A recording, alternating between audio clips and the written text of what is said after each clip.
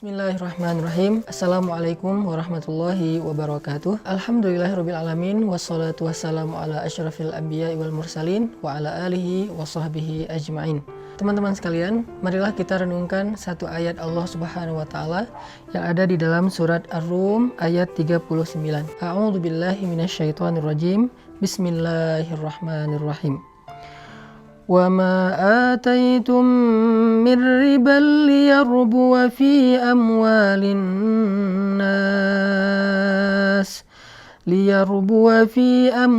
النَّاسِ فَلَا يَرْبُو عِندَ اللَّهِ وَمَا آتَيْتُم مِّن زَكَاةٍ تُرِيدُونَ وَجْهَ اللَّهِ فَأُولَٰئِكَ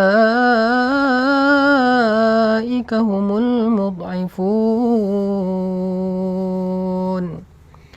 Dan harta yang kalian berikan dalam bentuk riba agar kalian bisa melipat gandakan harta itu di sisi manusia, maka harta itu sama sekali tidak berlipat ganda di sisi Allah. Sedangkan harta yang kalian berikan dalam bentuk zakat atau infak, di mana kalian mengharapkan ridho Allah Subhanahu wa taala, maka mereka itulah orang-orang yang mendapatkan balasan berlipat ganda, atau mereka itulah orang-orang yang hartanya dilipat gandakan. Shadaqallahul azim.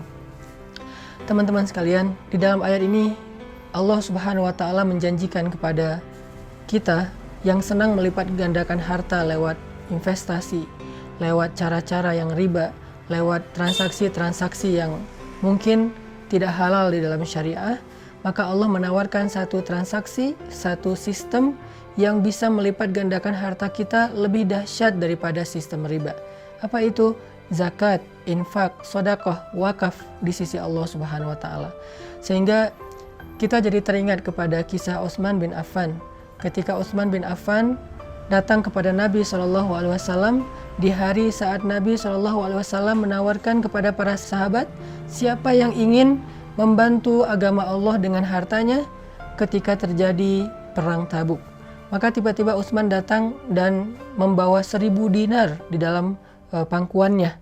Itu 1000 dinar, angka yang sangat besar, dan itu jumlahnya miliaran rupiah kalau sekarang. Dia datang membawa 1000 dinar yang dibawa dalam pangkuannya, lalu dia duduk di depan Nabi dengan tersenyum meletakkan 1000 dinar itu di pangkuan Nabi, sehingga Nabi SAW tersenyum dan memandang Utsman bin Affan dengan wajah bahagia sambil mengatakan, "Ghafarallahu laka ya Utsman, ma asrarta wa ma a'lanta wa ma akhfaita wa ma huwa kainun ila an taqumas sa'ah." Semoga Allah mengampuni dosa-dosamu semua, wahai Utsman, terhadap apa yang engkau sembunyikan, apa yang engkau tampakkan, apa yang engkau rahasiakan, atau apapun yang terjadi di muka bumi sampai terjadi hari kiamat, Allah mengampuni dosa-dosamu.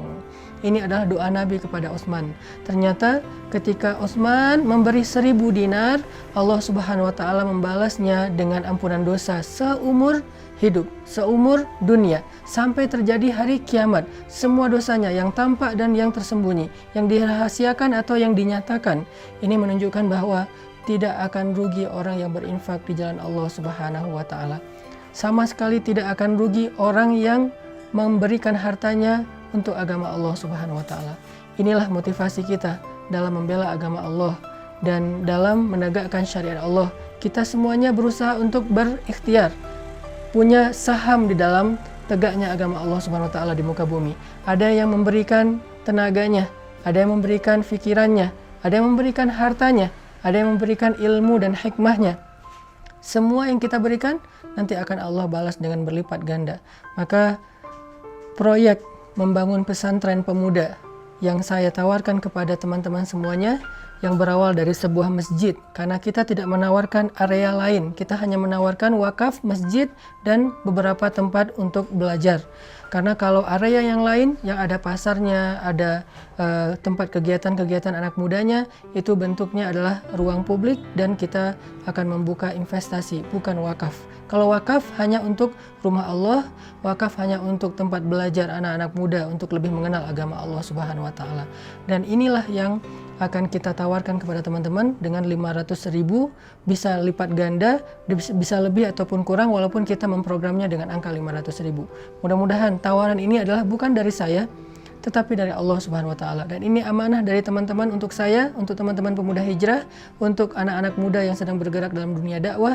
Semoga kita akan insya Allah komitmen dengan amanah ini, membangun masjid, membangun tempat belajar anak muda, menjadikan itu sebagai amal solih, tempat kegiatan positif, tempat ibadah, tempat belajar, tempat zikir, tempat iktikaf, dan pastinya ini tempat merangkul semua anak muda menjadi pusat peradaban anak muda.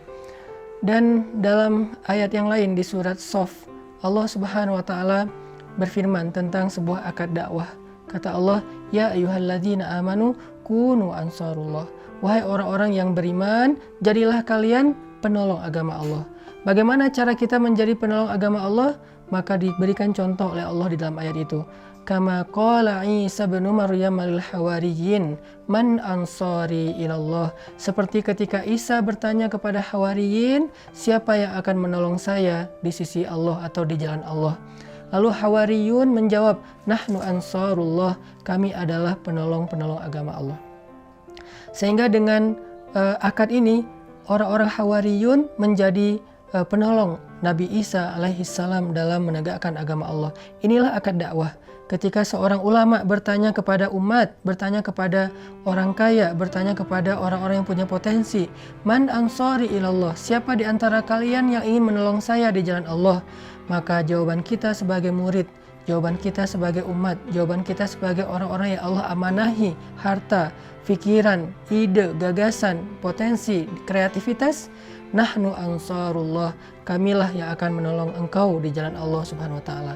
Saya bertanya kepada teman-teman, karena saya seorang dai, saya belajar agama di Kairo, saya ingin membuat sebuah gerakan dakwah anak muda, man ansari ilallah. Siapa di antara teman-teman yang mau menolong saya untuk menegakkan agama Allah Subhanahu wa taala?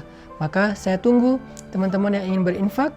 Saya mengajak teman-teman yang punya kreativitas, sebagaimana pemuda hijrah selama hampir 5 tahun ini, alhamdulillah bisa memberikan beberapa karya-karya dakwah untuk anak muda. Itu tidak terlepas dari support teman-teman yang ada di balik layar, teman-teman yang ada di dalam komunitas pemuda hijrah. Ada videografer, fotografer, video editor, ada teman-teman kreatif, ada teman-teman yang di event, ada banyak potensi yang mensupport dakwah ini, sehingga akhirnya alhamdulillah dakwah ini bisa memberi manfaat untuk anak muda di seluruh Indonesia, dan mudah-mudahan menjadi inspirasi di seluruh dunia. Yuk kita sama-sama berjuang di jalan Allah Subhanahu wa taala.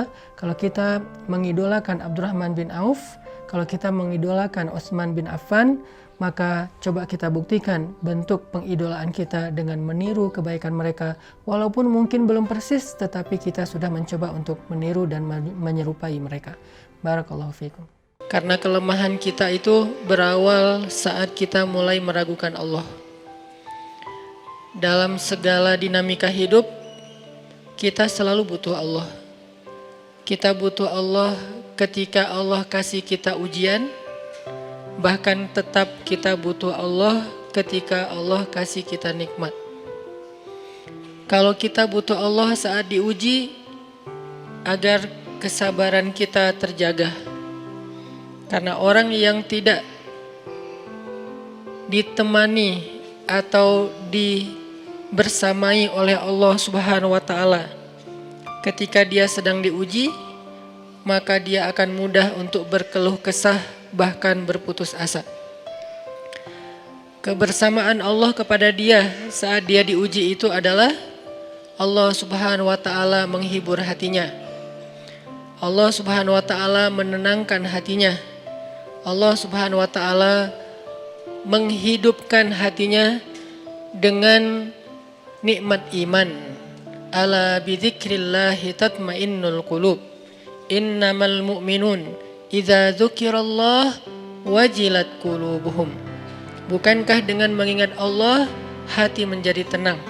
Dan orang yang beriman apabila diingatkan dengan nama Allah, disebut nama Allah, maka hatinya akan bergetar.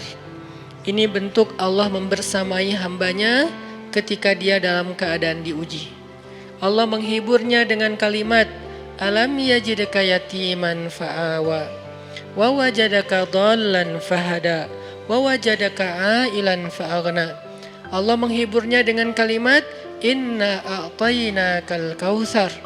Allah menghiburnya dengan kalimat, kalla saya'lamun, summa kalla saya'lamun. Allah menghiburnya dengan kalimat la tahzan innallaha ma'ana. Ini adalah ketika Allah membersamai seorang hamba saat dia dalam keadaan diuji. Allah membersamai hamba juga ketika dia dalam keadaan diberi nikmat. Karena tanpa itu, maka seseorang akan jatuh justru kepada dosa-dosa karena dia mendapatkan banyak kenikmatan hidup. Kalau Allah Subhanahu wa taala tidak menjaga dia saat dia diberi nikmat, maka nikmat itu justru menjadi jalan bagi dia untuk terjerumus kepada banyak dosa. Justru nikmat itulah yang menjadi penghalang bagi dia untuk mengingat Allah. Karena dia sibuk menikmati hidupnya, akhirnya dia terhalang dari mengingat Allah tepat waktu. Sibuk menikmati hidupnya, terhalang dari Allah untuk bangun tengah malam. Karena dia tidurnya larut. Kenapa tidur larut? Karena terlalu banyak yang harus dia nikmati sebelum tidur. Dia bisa makan-makan, dia bisa jalan-jalan, dia bisa ngopi, dia bisa ketemu teman, dia bisa belanja. Bahkan dia nunggu midnight sale untuk bisa menghabiskan nikmat yang Allah kasih kepada dia. Sehingga akhirnya tidurnya terlalu larut, lalu dia tidak bisa bangun untuk menghadap Allah, curhat kepada Allah. Hal yang selama ini dia lakukan justru ketika dia diuji oleh Allah.